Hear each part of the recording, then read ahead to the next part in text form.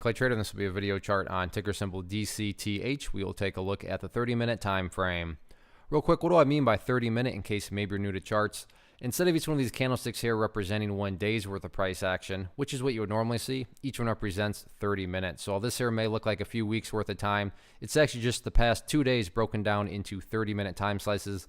I like to use this time frame. I think does a good job of telling the quote-unquote story of the price, and then makes mapping out levels of support and resistance a bit easier to see. I did this analysis yesterday, so that's where this green line annotation is coming from. And the price is technically below it, but taking a step back and kind of just looking at it from strictly a presentation standpoint, I want to try to keep this as clean as possible, and we can do that by really just focusing on 2 portions of the chart. Both of these portions being in the world of charts what we would call moving averages. The first moving average being the purple line right here, and this being the support. So, if you're not familiar with moving averages, but you know what I mean when I say trend lines, well then just think about each of these moving averages as trend lines that draw themselves for you. So as it stands right now, we have this quote-unquote trend line that's got a nice little upward slope to it. So it's looking like this.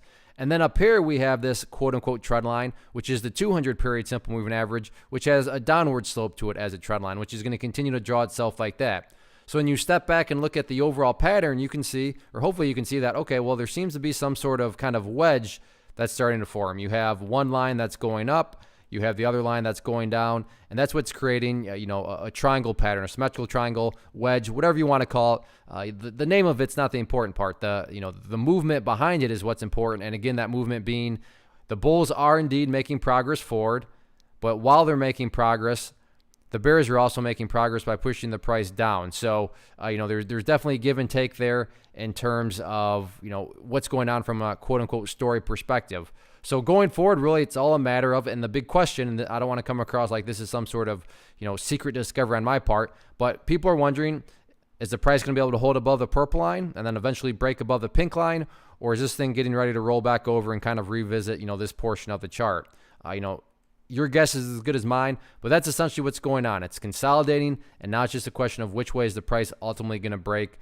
Keyword to the upside, or key level to the upside is going to be that pink line. Key level to the downside is going to be that purple line. 50 period simple moving average here, 200 simple moving average up there. So grab some popcorn. Let's see what happens.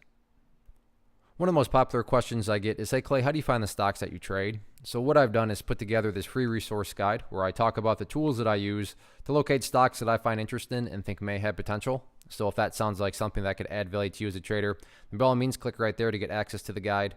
The guide itself is very short and to the point, and like I say, it is free. Thanks for watching. Have a good one.